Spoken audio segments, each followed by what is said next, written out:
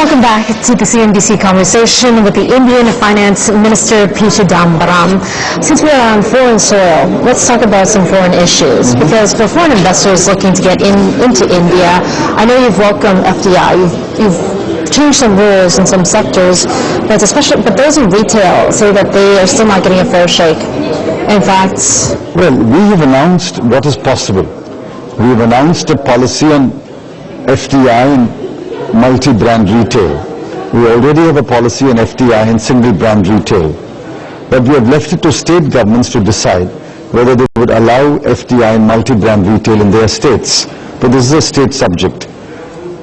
Over 10 states have welcomed multi-brand retail and FDI in multi-brand retail.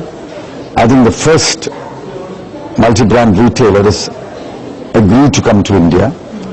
I think the second will happen very shortly. But the next government must also strongly support FDI in multi-brand retail. If the next government turns inward, that would be unfortunate. Okay, I'll give you an example then, Minister.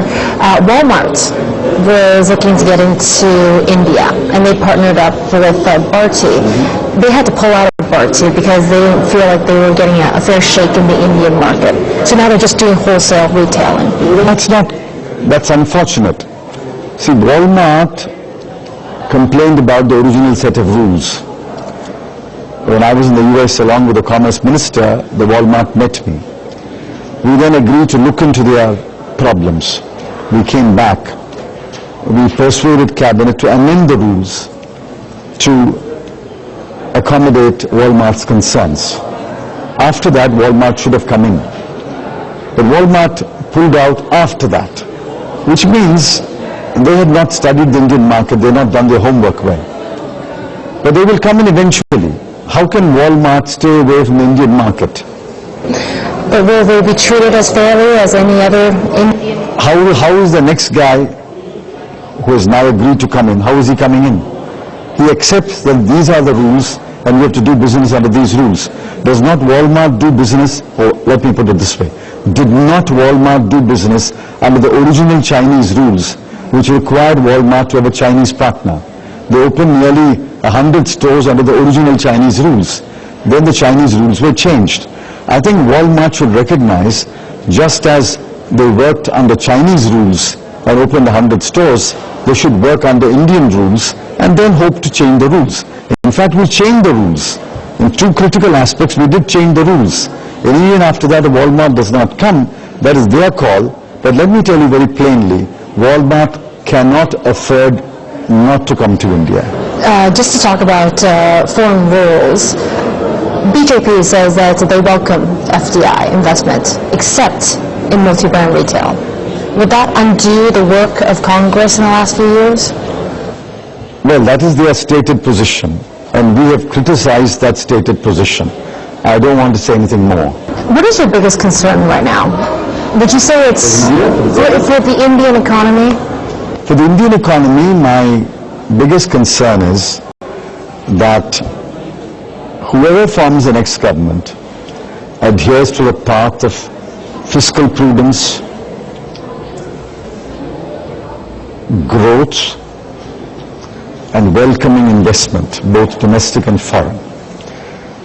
My fear is, my apprehension is, some elements in the next government may prod the government to look inward. If it is a Congress party government, we will resist those elements. We will not look inward. What India needs now is a more outward view. We must look outward, and we must stress on fiscal prudence, growth, and welcoming investment. Globally, are you more concerned about what's happening in the U.S. or China's slowdown? Well, China was bound to slow down. It had rather hectic pace of growth. It's bound to slow down. And US slowdown does not make me happy. I want the US economy to grow because US is one of my biggest markets, both for goods and services and for capital. So I really want the US economy to bounce back. But then US economy has shown signs of growth now. Yesterday's data is very encouraging. What about politics and geopolitics? For instance, we had a press conference and a meeting between Angela Merkel and the U.S. President Barack Obama yesterday in Washington, and we could see more sanctions on Ukraine this month. Well, I'm very concerned about the drift in world politics. The conflict zones have multiplied. Iraq, Sudan, Nigeria, Egypt, Syria, now Ukraine. The conflict zones have multiplied, and there are still a lot of rogue elements in international politics. So I'm very worried about the drift in world politics. It doesn't seem to be a more peaceful, calmer world. In fact, it has become a more volatile, conflict-ridden world. That's not good for the world economy. That's not good for capital movement. That's not good for investors. Some are talking about a gas war. If there are more sanctions on Russia, what does it mean for their energy supplies? Well, we are a net importer of gas and oil. We are the ones that are immediately affected if gas and oil prices go up. The producing countries don't realize that they are actually impoverishing developing countries which depend upon gas and oil. I don't think oil producing countries or gas producing countries have a right to drive millions of people into poverty by putting up prices, but that's the reality. Remember, prices went up to $147 a barrel, and we have to struggle with that kind of thing. Our people don't understand when we put up petrol prices or diesel prices. They say it's a duty of government to maintain prices. We try to explain to them that we don't fix prices. But then I think it's unfortunate that gas and oil producing countries should get into this price war and just keep raising prices. But India does support more sanctions against Russia if they continue with... I don't think that's our stated position. What is India's stated position? India's position is that the countries must work together and find a negotiated solution to the problems. Conflict or war or a shooting war or even a cold war is not a solution to problems. There is a genuine problem in the Ukraine. Therefore, you have to sit down and negotiate a solution. We have not supported sanctions against Iran, although we are bound to abide by the UN sanctions. We don't support these unilateral sanctions. So I don't think our stated position is we support sanctions against Russia. Now, Minister, before I let you go, I just want to ask you a few personal questions, because we see you... Well, I don't reveal much, but I'll try. Okay. Well, we've seen you as finance minister, I think, 3 times now in India. You were the home affairs minister as well. What happens if, let's say Congress doesn't win this election? What do you do? What do I do? Do you go into the private sector? No. I'll be very active in politics. I'll be outspoken.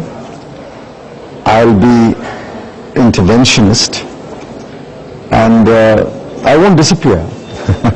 What do you think they'll do, though? Do you think you'll still stay in the public sector, not go to the private sector? No, I don't intend to go into private sector. I intend to be very active in public and political life. What's your proudest moment as being a member of the Indian government? When we delivered 4 years of 8.5% growth, crossed 9% in 3 successive years, and showed to the world that we have earned our place. Unfortunately, that rise was stopped when the Lehman Brothers crisis happened and the world went into what is now called a Great Recession. If the Great Recession had not taken place, I'm confident we could have sustained above 8% growth for a 10-year period. My final question to you. We know you as obviously a very efficient, very intellectual minister in the Indian cabinet. But you must have some hobbies. What do you do in your downtime? Well, I read. I have still a collection of books I've not read, so I hope to read them now. I want to read. I want to write. A lot of thoughts racing through my mind. I want to write. My hobby really is to watch sport. I watch virtually every sport. I watch cricket, I watch football, I watch golf, I watch badminton, I watch chess. If you call it a hobby, I mean, I don't play any sport anymore, but I watch a lot of sport. You don't play any sports? Not anymore. I used to play tennis, I used to play badminton, not anymore. No cricket? I watch a lot of cricket, but I'm too old to play cricket now. Minister, thank you so much for sharing your time with us. Thank you.